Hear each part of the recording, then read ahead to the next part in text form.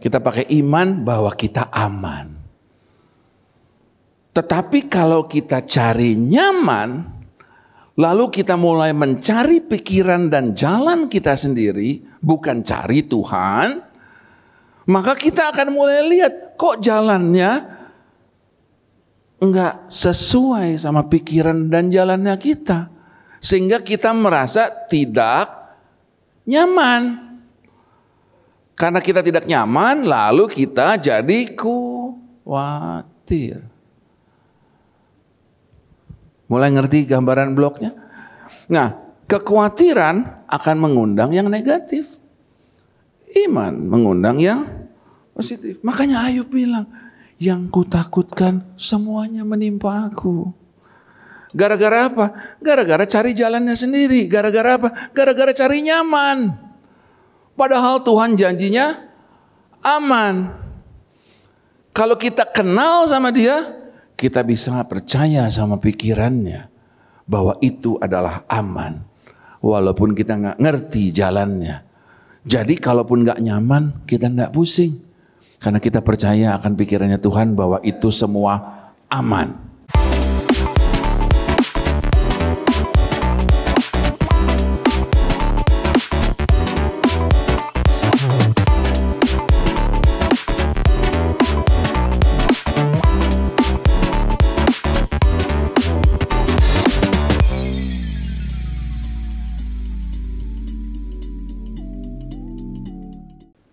Apa kabar saudara? It's good to be back. Cukup lama saya nggak ada di tempat ini, ke tempat ini maksudnya. Mari kita hampiri Tuhan sejenak. Kami datang dengan hati dan pikiran yang terbuka, karena kami tahu Tuhan, pikiran kami seperti payung yang baru ada gunanya kalau dibuka. Kalau ditutup tidak ada gunanya Tuhan. Karena itu kami buka hati dan pikiran kami, supaya firman Tuhan bisa menerobosi kehidupan kami. Bukan hikmat manusia yang kami cari, tetapi perkara yang datangnya dari Tuhan sendiri, yang disampaikan dengan kalimat yang sederhana, yang mudah kami mengerti. Sehingga sekeluarnya dari tempat ini, kami berbeda dari saat kami datang. Kami yang mencari pulang menemukan. Kami yang bertanya pulang bawa jawaban. Kami yang tertekan pulang bawa kelegaan. Kami yang datang marah pulang bawa damai sejahtera. Kami yang datang sakit, pulang disembuhkan Tuhan. Terima kasih Tuhan pakai hamba-Mu ini. Kami berjanji setiap kemuliaan hanya bagi nama Tuhan saja. Terpujilah Engkau, Allah kami, Juru Selamat kami, Penebus kami yang hidup. Yang di dalamnya kami beroleh kehidupan. Di dalam nama Tuhan Yesus kami berdoa mengucap syukur. Dan semua yang percaya katakan, amin, amin. Saya ingin mulai apa yang akan saya sampaikan. Saya mau taruh framework kita berpikir dulu. Karena saya senang mengajak orang berpikir, saudara. Jadi saya mau ajak saudara untuk berpikir tentang sebuah ide. Sebelum segala sesuatu ada, semuanya itu kan ada di dalam pikiran kita. Sebelum kita lihat rumah, semuanya ada di cetak birunya. Sebelum ada cetak birunya, semua ada di kepala arsiteknya. Sebelum HP ini ada, semuanya ada di pikirannya product designer. Lalu dia jadikan HP-nya, lalu dia harus perlengkapi. Dia harus packing, dia harus kemas, dia harus bangun jaringan distribusi, barangnya ada di toko, baru saudara dan saya bisa memperolehnya. Betul? Nah, jadi semuanya itu bermula dari pikiran kita. Apa yang kita pikirkan menentukan apa yang kita hasilkan. Saya dulu sering ngomong gini, bukan karena dia penjahat, pikirannya jadi jahat. Tetapi karena dia selalu berpikir jahat, dia jadi penjahat, gitu kan? Nah, jadi apa yang kita pikirkan akan menentukan hasil akhirnya kita. Itu adalah sebuah proses kita berpikir. Nah, sebetulnya saya mau ajak sekarang kita mencari gini. Kalau kita lihat apa yang ada di sekeliling kita, nah sekarang apa yang dimaksud waktu Yeremia 29 ayat 11 menuliskan waktu Tuhan bilang, aku tahu rancangan apa yang ada padaku mengenai kamu. Nah, saya mau ajak kita semua baca dari terjemahan New King James Version. Karena buat saya di New King James ini lebih nendang. Jadi dia bilang gini, for I know, kata Tuhan, for I know the thoughts. Jadi yang dimaksud dengan aku tahu rancangan yang ada padaku itulah, aku tahu pikiran apa yang ada padaku mengenai saudara dan saya. Yaitu pikiran the thoughts of peace and not evil, pikiran damai, bukan pikiran yang jahat. Untuk memberi kepadamu future and hope. Jadi Tuhan bilang gini, I know the thought, Tuhan bilang. The thought. I know the thought that I have, kata Tuhan. For you. I know the thought that I have for you. Bukan yang jahat, tapi yang damai dan membawa sejahtera. Untuk memberikan kepadamu future and hope. Ini yang Tuhan bilang. For I know the thought that I have for you.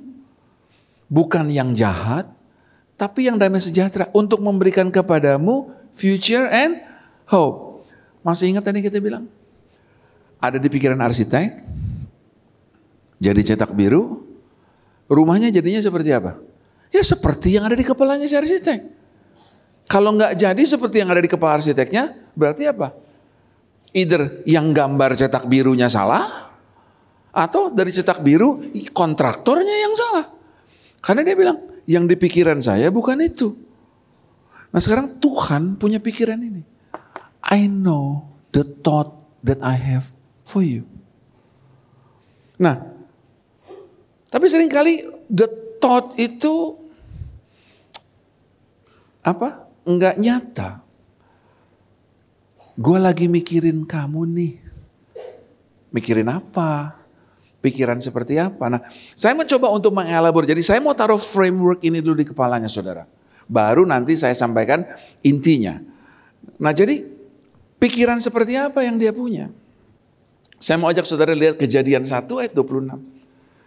Kemudian Allah berkata, sekarang kita akan membuat manusia yang menjadi seperti kita, yang menyerupai kita. Mereka akan berkuasa atas ikan-ikan, burung, dan akan segala binatang lain, baik jinak maupun liar, baik besar maupun kecil. Saya berhenti dulu di situ. Kembali lagi bikin rumah.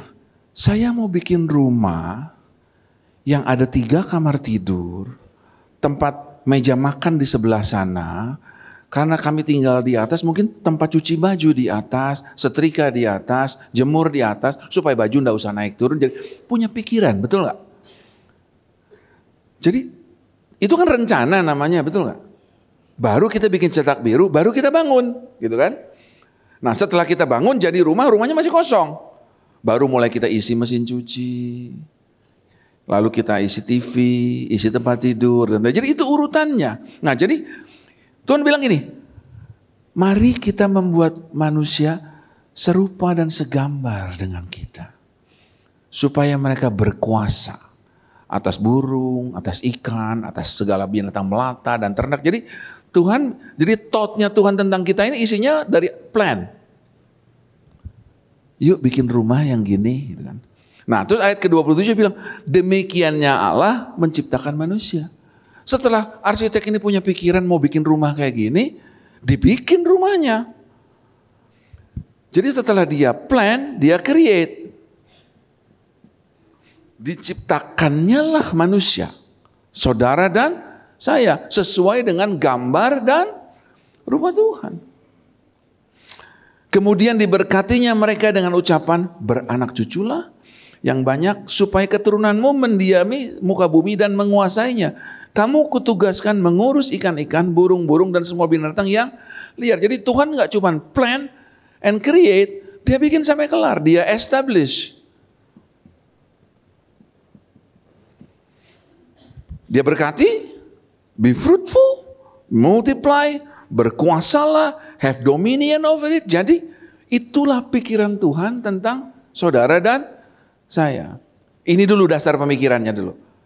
Saya berharap saudara semua mengerti bahwa itulah pikiran Tuhan waktu Tuhan bilang ini. Aku tahu pikiran apa yang ada padaku mengenai kamu. Rock Ambon katanya. Ya itu bukan pikiran jahat. Pikiran damai sejahtera.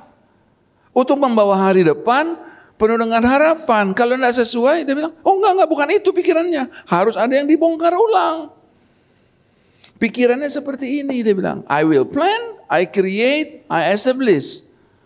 Untuk membawa hari depan penuh dengan harapan. Nah, ini pikiran yang ada pada Tuhan mengenai kita. Nah, kalau saudara dan saya menyadari ini dengan sungguh, bahwa ini yang Tuhan maksud, aku tahu pikiran apa yang ada padaku mengenai kamu. Maka tiba-tiba ayat ini bunyinya jadi lebih nendang. Roma 8 ayat 31. Sebab itu apakah yang akan kita katakan tentang semuanya itu? Jika Allah di pihak kita, siapa mau lawan kita? Itu bukan ucapan kosong. Siapa mau lawan kita? Karena kita tahu pikiran apa yang ada pada dia tentang kita. Supaya kamu berkuasa dikatakan. Supaya kamu have dominion. Jadi kalaupun seseorang hidungnya pesek juga kamu serupa dan segambar dengan Tuhan. Mau keriting, mau rambut lurus, mau hitam, mau kurang hitam, mau tinggi, mau pendek, mau engkau jabatannya jadi apa, engkau pekerjaannya apa, engkau berbisnis, engkau bekerja, engkau ibu rumah tangga. Tuhan bilang, aku mau kamu punya future and hope. Dan rancanganku bukan rancangan yang jahat, yaitu rancangan damai sejahtera untuk membawa hari depan penuh dengan harapan. Katakan amin kalau saudara setuju dengan saya. Nah, ini adalah pikiran Tuhan buat kita. Jadi ini yang saya sebut sebagai God's thought. Setelah Tuhan punya pikiran, Tuhan bikin. Yang bagian sini nih, yang Tuhan kerjakan, namanya God's ways. Dia ciptakan, dia jadikan. Itu caranya Tuhan bekerja. Jadi God's thought dilanjutkan dengan God's way. Tujuannya supaya kita aman. Ini yang Tuhan rencanakan buat kita. Oke?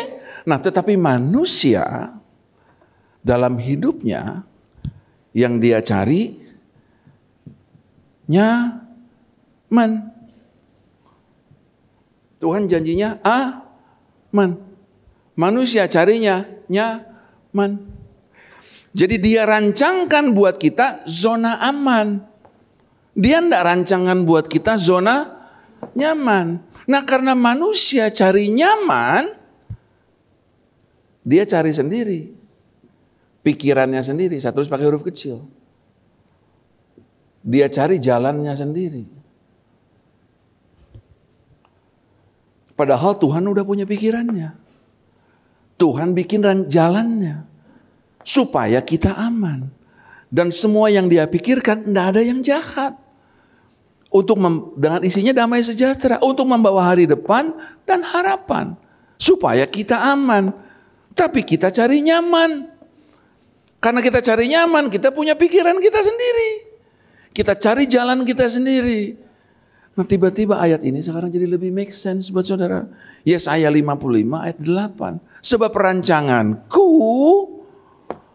bukan rancanganmu. Aku rancangkan aman. Kamu bikin rancangan, cari nyaman. Rancanganku bukan rancanganmu. Dan perhatikan firman Tuhan bilang, jalanmu bukan jalanku. Dia bilang, rancanganku bukan rancanganmu. Karena kamu punya rancangan sendiri, mau cari nyaman, kamu cari jalan sendiri.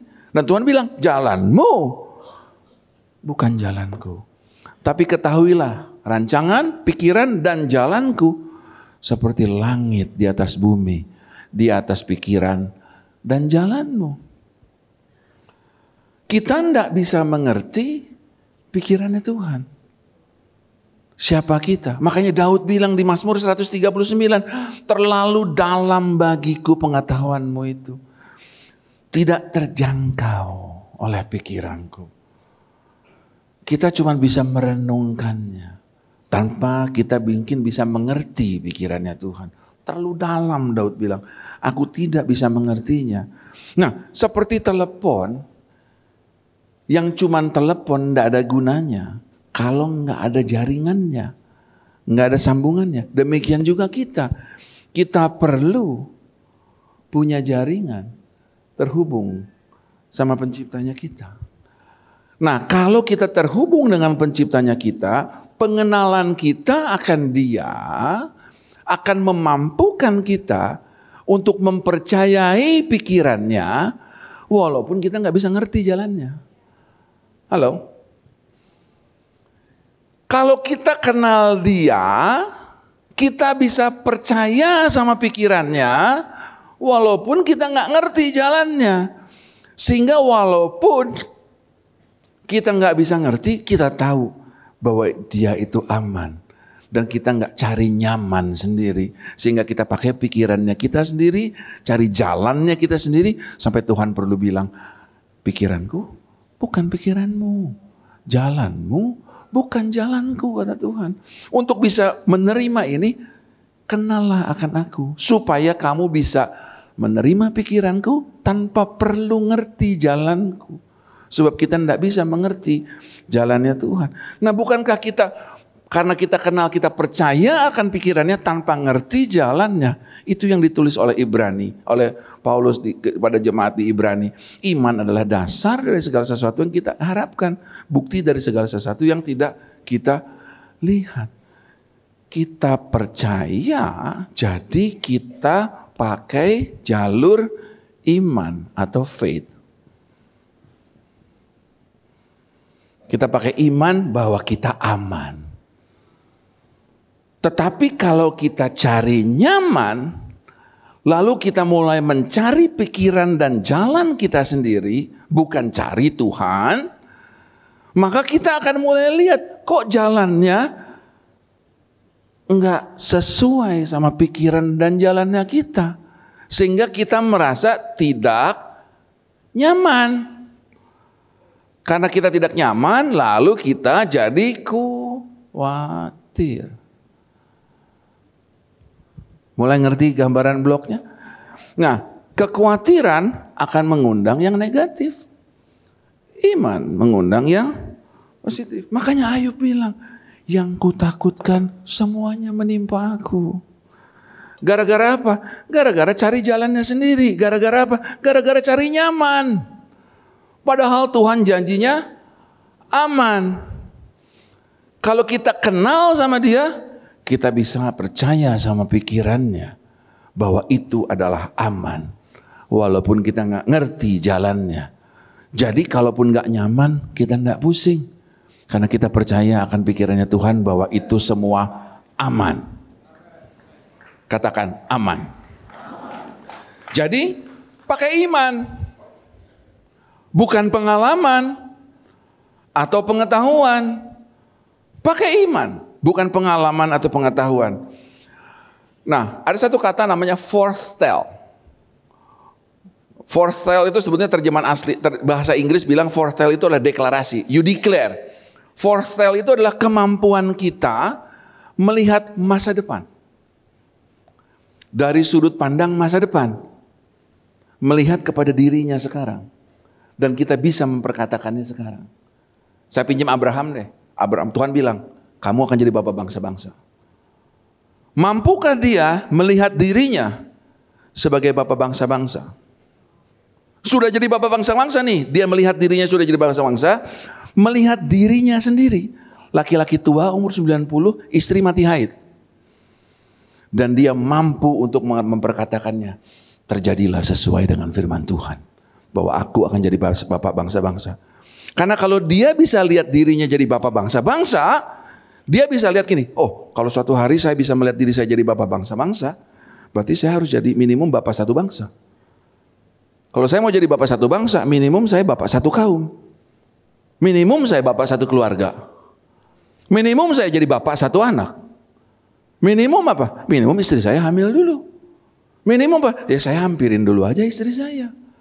Jadi dia mulai tidak melihat, udah tua, istri mati haid, mau jadi bapak bangsa-bangsa. Mana bisa? Karena dia pakai pikirannya. Karena dia cari nyaman. Padahal pikiran Tuhan adalah aman. Mampukah dia sebagai seorang laki-laki tua, istri mati haid, melihat dirinya jadi bapak bangsa-bangsa dari sudut pandang bapak bangsa-bangsa? Melihat kepada keadaannya dia sekarang. Dan dia mampu untuk memperkatakannya hari ini. Terjadilah seperti apa yang rencananya Tuhan. The future with hope. Ini yang di gereja dibilang ucapan iman. Makanya Abraham dikenal sebagai bapak orang beriman. Karena dia mampu memperkatakannya sebelum dia bisa melihatnya. Karena dia kenal. Dikata Abraham bergaul sama Tuhan. Dia percaya pikirannya tanpa perlu ngerti jalannya. Oke? Dan waktunya Tuhan. Bukan schedule-nya kita. Tergantung waktunya untuk segala sesuatu ada waktunya. Ada waktu lahir, ada waktu mati, ada waktu bangun, ada waktu merubuhkan, ada waktu memeluk, ada waktu menahan diri dari memeluk, ada waktu memeluk, ada waktu melepas. To let go. Jadi ada waktu lahir, ada waktu mati. Untuk segala sesuatu ada waktunya. Waktunya Tuhan dan bukan schedule-nya kita. Dan berikutnya lah dipimpin sama roh. Bukan dipimpin sama daging. Karena roh akan membuat kita percaya bahwa itu aman. Daging akan cari nyaman. Punya pikiran dan jalan sendiri, nggak sampai, lalu kita khawatir. Jadi saudara, saya mau baca satu ayat ini. Yang ini jadi make sense sekarang. Galatia 5 ayat 17. Sebab keinginan daging berlawanan dengan keinginan roh. Keinginan daging berlawanan dengan keinginan roh.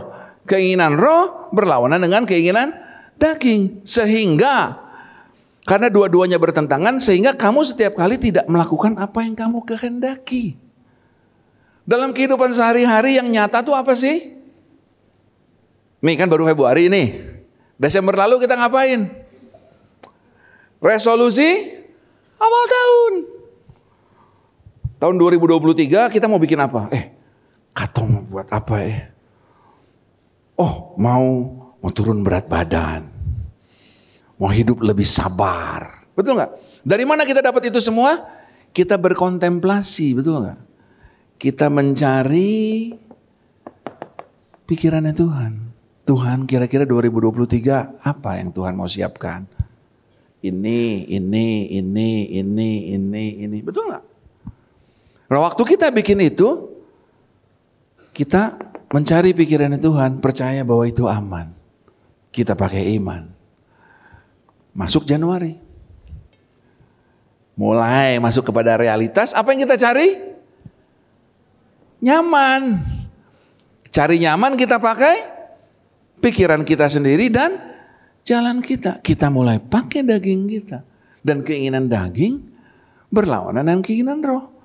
Keinginan roh berlawanan keinginan daging. Sehingga kita tidak melakukan apa yang kita ingin lakukan. Begitu masuk ke akhir 2023 kita bilang, kok banyak bener yang X ini, yang centang lebih sedikit. Karena kita cari nyaman, instead of kita percaya kalau itu adalah aman. Apa ini masuk di pikiran saudara? Nah, keinginan daging tidak dapat dihilangkan. Buat beberapa orang mungkin, masa sih? Selama nafas saudara masih nempel, selama saudara masih bernafas, saudara masih hidup di dalam daging saudara, keinginan daging tidak bisa dihilangkan. Jadi berhenti berdoa minta Tuhan angkat keinginan dagingmu. Karena keinginan daging tidak bisa dihilangkan. Katakan, tidak bisa dihilangkan. Tapi bisa dikendalikan. Hanya karena dia tidak bisa hilang, bukan berarti dia tidak bisa dikendalikan. Jadi keinginan daging tidak dapat dihilangkan, tetapi harus dikendalikan.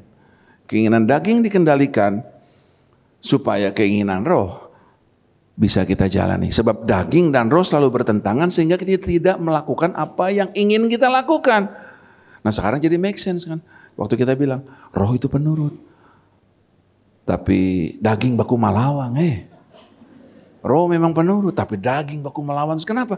Karena kita kejar nyaman, instead of kita percaya bahwa itu aman. Sampai di sini oke saudara? Nah saya mau kita semua pakai framework ini. Jadi ini pendahuluannya. Jadi yang barusan ini pendahuluan yang saya mau ingin saudara dengarkan. Kita akan bahas yang berikutnya dengan dasar pemikiran ini. Oke? Saya mau ajak saudara baca inti yang ingin saya sampaikan, yaitu sebuah cerita dalam konteks sebuah cerita tentang Lazarus. Saudara tahu Lazarus kan? Yang naik ke pohon itu? Itu Zakeus ya. Nah cerita tentang Lazarus, yaitu cerita tentang Maria dan kakinya Yesus. Ada apa dengan Maria? Yohanes 11 ayat ke-1 dan ke-2. Ada seorang yang sedang sakit. Namanya Lazarus. Dia tinggal di Betania, kampungnya Maria dan adiknya Marta. Jadi ada Lazarus lagi sakit, tinggal di Betania. Lazarus ini bersaudara dengan Marta dan adiknya Marta sama kakaknya Marta namanya Maria. Jadi satu saudara sama Maria, yang adiknya itu si Marta. Ngomong-ngomong, Maria ini adalah Maria yang meminyaki kaki Tuhan dengan minyak mur dan menyakannya dengan rambutnya. Ingat kan si Maria itu tuh katanya. Jadi Lazarus sakit. Ada Lazarus, adik kakaknya dengan saudaranya Maria, adiknya si Marta. Maria ini nih Maria yang minyakin kaki Yesus tuh kata dia. Oke, sebelum cerita ini berlanjut, kita cari dulu background story-nya. Jadi cerita ini berawal, ceritanya Maria dan kaki Yesus ini bermula secara kronologi. Saya mau sampaikan buat saudara. Kita flashback beberapa bulan sebelumnya. Lukas 7 ayat 36. Seorang Farisi mengundang Yesus untuk datang makan di rumahnya. Kita belakangan tahu si Farisi ini namanya Simon. Ya, seorang Farisi mengundang Yesus untuk makan di rumahnya. Yesus datang ke rumah orang Farisi lalu duduk makan. Jadi Yesus duduk makan. Duduk, dia makan. Di kota itu ada seorang perempuan yang terkenal sebagai orang berdosa.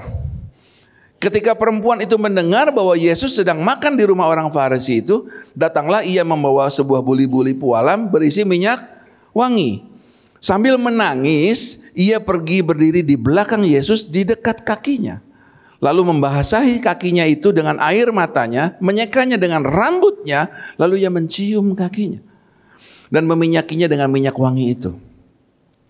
Ketika orang Farisi yang mengundang Yesus melihat hal itu, ia berkata dalam hatinya, jika ia itu nabi, tentu ia tahu siapa dan apakah perempuan yang menjamahnya itu. Tentu ia tahu bahwa perempuan itu adalah seorang pendosa. Jadi Yesus makan nih di rumah Simon. Yesus lagi makan. Maria datang dari belakang. Masih malu-malu. Tapi si orang Farisi ini bilang, dari ceritanya ini kalau saudara baca konteksnya, seorang wanita yang dikenal sebagai seorang pendosa dikatakan. Duitnya banyak. Betul gak duitnya banyak? Kalau gak dia mana bisa beli minyak mahal? Berarti ini seorang wanita yang dikenal sebagai wanita pendosa, duitnya banyak. Kira-kira kita tahu apa pekerjaannya.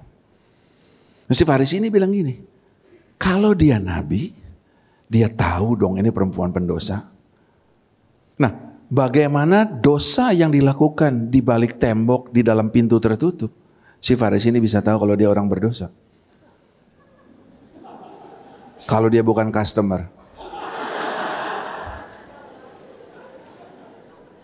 Jadi itulah kehidupan. Kita menghakimi orang, lupa melihat dirinya. Tapi singkat cerita, waktu Maria di belakang Yesus, dia tersungkur. Karena kalau dia tidak tersungkur, tidak mungkin dia bisa melap kaki Yesus dengan rambutnya. Jadi Maria tersungkur. Dia menangis di kakinya Yesus dari belakang. Dia menangis, menyeka kakinya dengan rambutnya. Dia cium-cium kakinya. Dia minyakin kakinya. Itu adalah kali pertama Maria berurusan dengan kakinya Yesus. Sebuah metafora di dalam kehidupan kita semua. Sebagian besar kita pernah mengalami hal itu. Waktu kita jumpa sama Yesus. Waktu kita bertobat. Waktu kita meninggalkan kedagingan kita. Mulai memilih roh. Kita tinggalkan daging. Kita tinggalkan kenyamanan kita. Kita mulai mengejar rohnya. Saat dimana kita mulai terhubung sama dia. Betul? Itu metafora pertama dalam kehidupan kita. Fast forward beberapa bulan kemudian. Ceritanya Yesus datang lagi. Lukas 10 ayat 38. Kita Yesus dan murid-muridnya dalam perjalanan. Tibalah ia di sebuah kampung. Kita tahu ini pasti Betania. Seorang perempuan bernama Marta menerima dia di rumahnya. Kenapa saya tahu ini Betania? Rumah Marta kan di Betania. Seorang perempuan bernama Marta menerima dia di rumahnya. Perempuan itu mempunyai seorang saudara, namanya Maria. Maria yang itu tuh. Nah, gitu kan? Maria ini duduk dekat kaki Tuhan dan terus mendengarkan perkataannya. Kali kedua Maria berurusan dengan kaki Tuhan. Waktu kali pertama Maria datang malu-malu. Tuhan lagi duduk dari belakang tersungkur, nangis. Lap dengan rambutnya, kasih minyak. Yang kali kedua dia tidak tersungkur. Maria duduk di kaki Tuhan. Tidak ada air mata. Cuman duduk di kaki Tuhan. Marta komen. Sedang Marta sibuk melayani. Ia mendekati Yesus berkata, Tuhan, tidakkah engkau peduli bahwa saudaraku membiarkan aku melayani seorang diri saja. Suruhlah dia membantu aku. Tapi Tuhan menjawab, Marta, Marta, engkau khawatir? Engkau apa? Khawatir. Dan menyusahkan diri dengan banyak perkara. Pikiranmu sendiri, jalanmu sendiri. Maria, hanya satu saja yang perlu. Maria udah pilih bagian yang terbaik. Yang tidak bisa diambil daripadanya. Bagaimana cara saudara mengenal pikiran seseorang? Dengerin omongannya. Karena dari kepenuhan pikiran dan hatinya, mulutnya bicara, tangannya ngetik. Makanya mau tahu isi hati dan pikiran seseorang, lihat status Facebooknya, lihat Instagramnya. Apa yang kamu ketik, kamu tulis, luapan dari isi hatimu. Nah kalau kamu mau cari hatinya Tuhan, dengar apa yang dia lagi ngomong. Disinilah dikatakan kali kedua Maria mulai bertumbuh. Yang pertama dia bertobat, sekarang dia duduk kali kedua di kaki Yesus, dia bertumbuh. Dia mengendalikan dagingnya dan mengikuti rohnya untuk menangkap pikirannya, karena itu aman. Walaupun gak ngerti jalannya. Masa ada tamu kita duduk gak siapin minum sih? Tapi kalau kita pakai pikiran dan jalan kita sendiri, Marta, Marta, kamu khawatir. Tapi Maria tahu apa yang baik. Dia pakai iman. Cari pikirannya Tuhan. Kali kedua di kaki Yesus. Dia mengendalikan dagingnya. Dan dia mengejar rohnya Tuhan. Mengikuti roh. Jadi yang pertama meninggalkan daging. Mengenal roh. Kedua, mengendalikan daging, mengikuti roh. Sampai di sini oke? Sudah 2 kali toh? Maria dengan kakinya Yesus, betul? Nah, sekarang kembali ke cerita utama. Jadi kan beberapa bulan sebelumnya dia bertobat. Terus beberapa bulan sesudahnya bertumbuh. Nah, sekarang kembali ke cerita itu.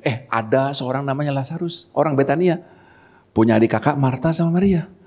Marta yang itu tuh. Nah itu kan tadi mulai ceritanya. Nah Maria yang itu tuh katanya. Nah sekarang kembali lagi, Yohanes 11 ayat 3. Dan Lazarus yang sakit itu adalah saudaranya. Kedua perempuan itu ngirim kabar kepada Yesus. Jadi Maria sama Marta dua-dua kirim kabar sama Yesus. Jadi setelah cerita di kaki, Lazarus sakit. Maria sama Marta kirim kabar sama Yesus. Ketika Yesus mendengar kabar itu, ia berkata, penyakit itu tidak akan membawa kematian, tetapi akan menyatakan kemuliaan Allah, sebab oleh penyakit itu anak Allah akan dimuliakan. Itu pikirannya yang membuat dia punya jalannya. Penyakit itu tidak akan membawa kematian. Kita kalau kenal sama dia, kita bisa percaya pikirannya, walaupun kita tidak ngerti jalannya. Yesus memang mengasihi Marta dan kakaknya dan Lazarus. Namun setelah didengarnya bahwa Lazarus sakit, ia apa? Sengaja tinggal 2 hari. Tuhan bilang, waktuku bukan schedule kamu. Sengaja dia tinggal. Tetapi kalau kita kenal dia, kita bisa percaya sama pikirannya, walaupun kita nggak ngerti jalannya. Gimana sih si Yesus ini? Udah tahu sakit, sengaja tinggal 2 hari lagi sih? Bukannya buru-buru? Kita nggak ngerti jalannya. Tapi kalau kita punya hubungan dan kita pakai jalur iman, karena kita tahu itu aman, kita percaya pikirannya, walau kita nggak ngerti jalannya. Seringkali dalam kehidupan kita alami hal ini, betul. Namun setelah didengarnya dia tinggal 2 hari lagi di tempat di mana dia berada. Tetapi sesudah itu ia berkata sama muridnya, mari kita kembali ke Yudea. Mari kita kembali ke Yudea. Yuk, mari ke Yudea. Yohanes 11 maju ke ayat 11. Demikianlah perkataannya. Jadi dia sama muridnya bilang, mau ke Yudea lagi nih. Kamu dilemparin batu nih.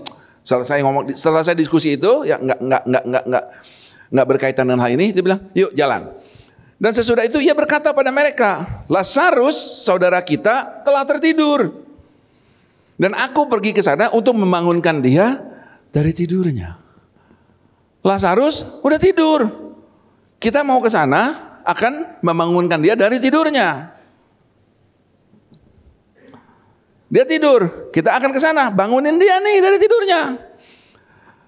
Maka kata murid-muridnya, Tuhan, jikalau dia tidur, pasti dia sembuh. Pikiran manusia bilang, oh kalau dia udah tidur, tidur bangun, sehat dong. Kalau dia tidur, maka dia sembuh. Itu pikiran murid-muridnya. Karena berdasarkan pikiran dan jalan-jalannya dia. Tapi maksud Yesus ialah tertidur dalam arti mati. Sedangkan sangka mereka Yesus berkata tentang tidur dalam arti biasa.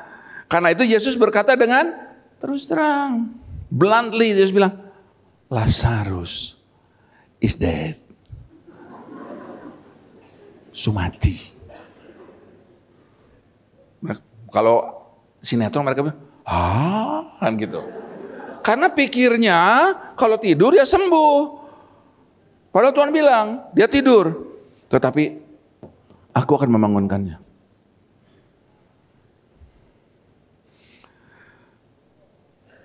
Lazarus sudah mati, tapi syukurlah aku tidak hadir pada waktu itu. Syukur aku tidak hadir. Syukur kepada Tuhan kalau dia mati, kan intinya gitu.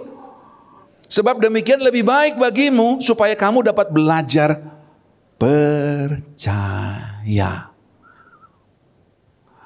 Marilah kita pergi kepadanya. Lebih baik begitu supaya kamu bisa belajar percaya. Jalan Yesus.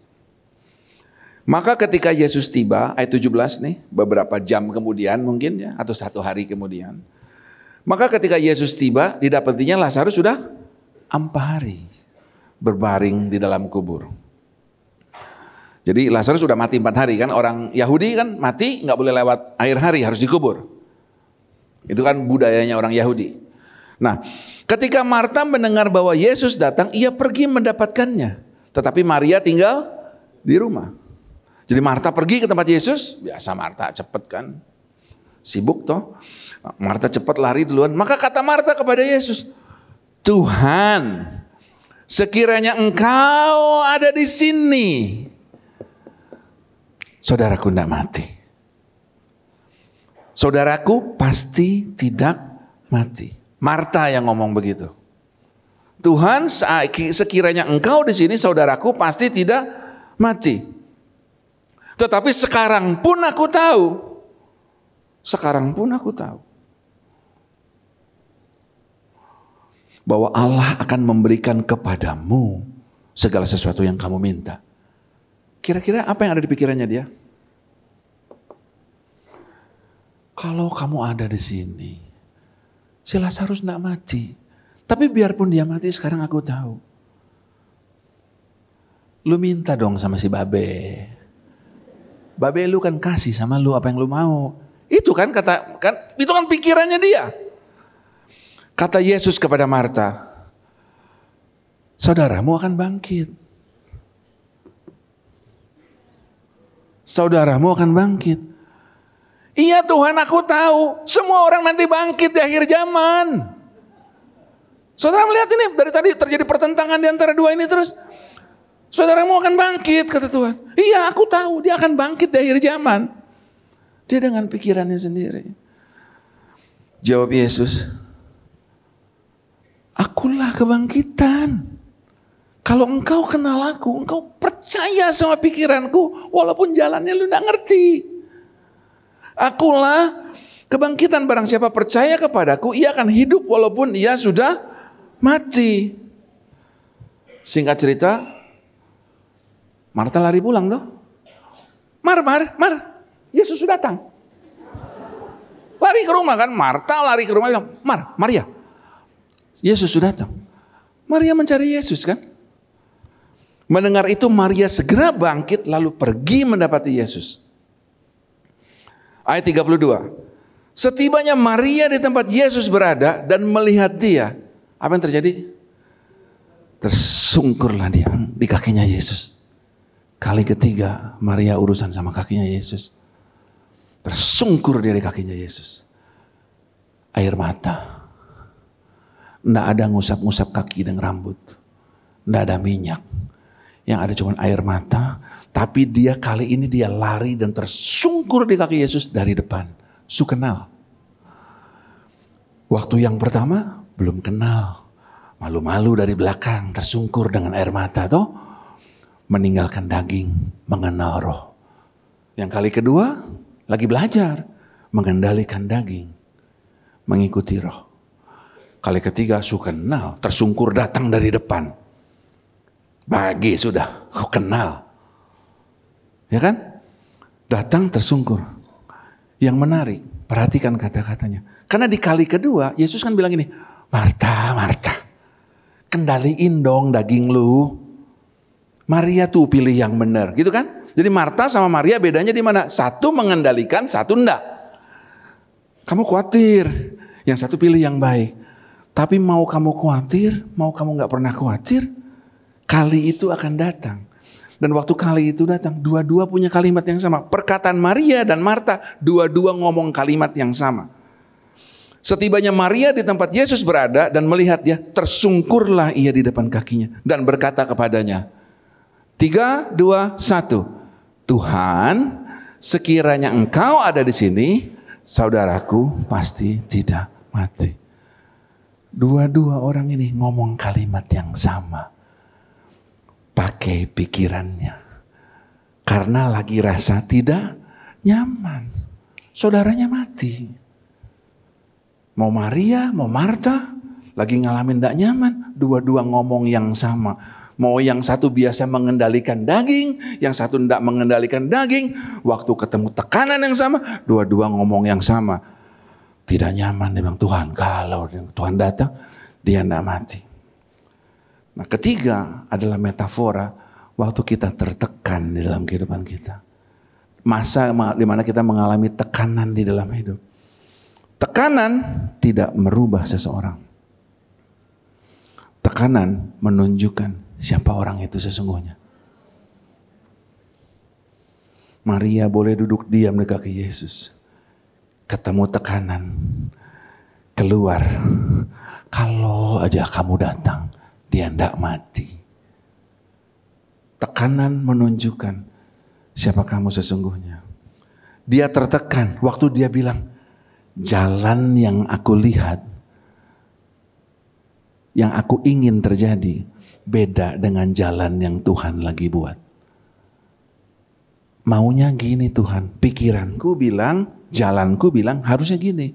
Tapi kok gitu? Kalau aja Tuhan hadir. Coba Tuhan sediakan dananya minggu lalu. Tentunya rumah kontrakan ini sudah dibayar Tuhan. Kalau saja Tuhan sediakan dananya bulan lalu, tentunya uang sekolah anak saya sudah saya bayar bulan lalu. Halo? Sounds familiar? Tertekan. Karena jalannya berbeda dengan kalkulasi kita. Karena waktunya bukan schedule-nya kita. Ketika Yesus melihat Maria menangis dan juga orang-orang Yahudi yang datang bersama-sama dia, masgullah hatinya. Ia sangat terharu dan berkata, di mana dia kamu baringkan? Jawab mereka, Tuhan, marilah dan lihatlah. Maka Yesus menangis. Satu-satunya ayat yang saya bisa ketemu bahwa Jesus wept. Yesus menangis. Maka kata orang Yahudi, lihat betapa kasihnya kepadanya. Orang Yahudi juga bilang, lu kan bisa melekin yang buta. Masa sih lu gak bisa bangkitin? Lihat, ia yang memelekkan mata orang buta, tidak sanggupkah ia bertindak sehingga orang ini tidak mati? Karena di pikirannya dia bukan soal bangkit. Lu gak sanggup ya sembuhin kemarin tuh sebelum hembusan nafas terakhir supaya dia gak mati. Kan bisa dari jauh. Telehealing. Saudara mengerti apa yang saya maksud? Ini semua pikirannya mereka. Semakin masgullah hati Yesus. Maka masgullah pula hati Yesus. Lalu ia pergi ke kubur. Kubur itu adalah sebuah gua ditutup dengan batu. Ceritanya jalan sampai di kubur. Oke? Sampai di kubur, kata Yesus. Dia punya pikiran dan jalannya. Lazarus tertidur. Tapi aku datang untuk membangunkan dia. Tapi matanya manusia itu lihat apa? 4 hari di dalam. Yesus bilang, dia mau jalan ini kan? Buka batunya. Yesus bilang kan? Angkat batu itu, kata Yesus. Lagi-lagi Marta. Marta, saudara orang yang meninggal itu, Yesus, I kasih tip deh sama you. 4 hari mati. Bau toh? Bau. Tuhan, dia sudah bau sebab udah 4 hari mati. Yesus bilang, angkat batu. Fear bilang, dia udah 4 hari mati Tuhan. Dia udah bau. Dan kalau kita buka, kelihatan yang busuk kan. Di dalam hidup ini seringkali ada hal yang udah kita kubur aja deh. Tuhan bilang, buka batunya. Tuhan kalau dibuka, nanti kecium dong. Kalau saya buka, nanti kelihatan dong yang busuk, yang mati. Tuhan bilang, buka. Adakah kita berani membukanya? Kalau kita beriman, kita beriman, kita kenal dia, kita percaya pikirannya dia. Waktu dia bilang, kalau engkau sungguh-sungguh datang mencari aku, tidak ada yang dipermalukan, kata Tuhan. Tapi Tuhan, ini kan udah 4 hari bau. Buka enggak? Kamu enggak buka, aku enggak bisa kerja. Lakukan bagianmu, maka aku akan melakukan bagianku. Jawab Yesus, bukankah sudah kekatakan kepadamu, jika engkau percaya, kamu akan melihat kemuliaan Allah. Ya tapi bau Tuhan. Ya lu mau percaya apa enggak? Kalau kamu percaya, angkat batunya, kamu akan melihat kemuliaan Allah. Jawab Yesus kemudian, bukankah sudah kukatakan, angkat batu itu. Bukan jika engkau percaya, engkau akan melihat kemuliaan Allah. Maka mereka mengangkat batu itu. Puji Tuhan mereka angkat batu itu. Lalu Yesus menenggak ke langit dan berkata, Bapa, aku mengucap syukur kepadamu karena engkau telah mendengarkan aku. Aku tahu bahwa engkau selalu mendengarkan aku.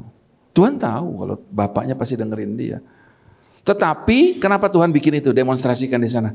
Tetapi oleh karena banyak orang yang berdiri di sini mengelilingi aku yang punya pikiran dan jalannya sendiri. Aku mengatakannya supaya mereka pindah dari sini. Pindah dari jalur nyaman. Pakai jalur aman dengan iman. Percaya pikirannya walaupun jalannya gak masuk akal. Saudara mengerti? Dan sesudah ia berkata demikian, berserulah ia dengan suara keras, Lazarus, marilah keluar. Orang yang telah mati itu datang keluar, kaki dan tangannya masih terikat dengan kain kapan dan mukanya tertutup dengan kain peluh. Kata Yesus kepadanya, bukalah kain itu dan biarkan dia pergi. Buka kubur setelah 4 hari. Bukti bahwa iman telah mengalahkan rasa khawatir. Karena kalau masih khawatir, bau mayatnya kelihatan, sesuatu yang mati kelihatan, mereka tidak akan buka kuburnya. Ini seringkali terjadi di dalam kehidupan kita.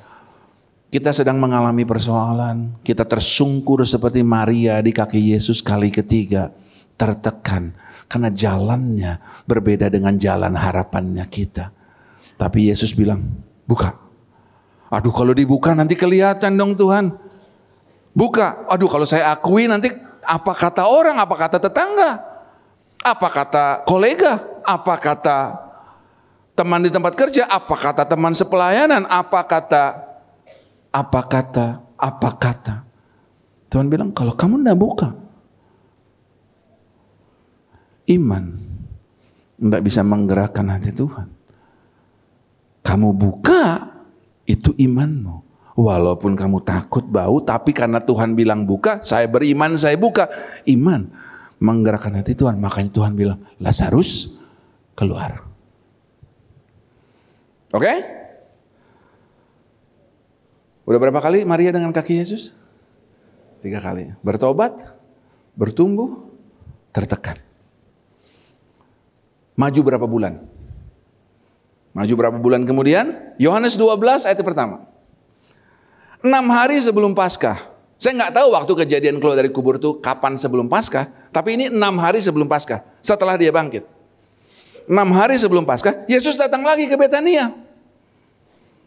Tempat tinggal Lazarus yang dibangkitkan Yesus di antara orang mati. Jadi kejadian ini setelah Lazarus bangkit. Berapa bulan setelah itu. Di situ diadakan perjamuan untuk dia. Dan Marta ngapain? Melayani seperti biasa. Marta melayani. Dan sedangkan salah seorang yang turut makan dengan Yesus ialah Lazarus. Bukti kalau yang dulu pernah mati, bangun, hidup dan masih hidup, makan sama Yesus. Bahwa jalannya membawa hari depan dan harapan dan terjadi terus. Ya seharusnya ini hidup, makan sama Yesus duduk. Maka Maria mengambil setengah kati minyak narwastu murni yang mahal harganya itu. Lalu meminyaki apa? Kaki Yesus lagi. Untuk kali yang keempat. Maria urusan lagi sama kaki Yesus. Untuk dia bisa meminyaki kaki Yesus, lalu menyekanya dengan rambutnya. Dia harus ngapain? Dia harus tersungkur. Enggak nyampe rambutnya, betul gak? Dia harus minyaki. Kali ini dia tersungkur di kakinya Yesus. Enggak dibilang dari depan atau dari belakang. Enggak ada air mata. Ada minyak. Dan dia usap dengan rambutnya. Sebuah gambaran dia sedang menghormati Yesus. Honoring. Menghormati Tuhan. Sebuah bentuk penghormatan. Mengakui kalau jalannya dan pikirannya seperti langit di atas bumi dari jalan dan pikirannya saya. Itulah kali keempat Maria ketemu dengan kakinya Yesus. Yang pertama bertobat. Kita pernah mengalaminya sebagian besar dari kita. Yang kedua kita bertumbuh waktu kita belajar di kaki Yesus. Ketiga hari-hari di mana kita menangis dengan Yesus tuh waktu kita tertekan. Tapi waktu kita tertekan kita belajar sebuah pola di sini. Jangan pakai rasa takut, tapi pakai iman. Jangan takut untuk membuka. Sebab kalau kita tidak berani buka dan expose, Tuhan tidak bisa kerja. Kali keempat, waktu kita menghormati Dia. Dan ini yang terjadi waktu kita menghormati Dia. Bau minyak semerbak di seluruh rumah itu. Saya berharap sungguh, kita semua minimum pernah sekali ketemu dengan kaki Yesus waktu bertobat. Kita sering-sering duduk belajar toh dengan Dia untuk mengenal pikirannya. Ada sekali dua kali kalau ini terjadi di mana kita rasa tertekan, tapi ketahuilah persoalan yang kamu hadapi adalah persoalan biasa. Kamu tidak akan dicobai melampaui kekuatanmu.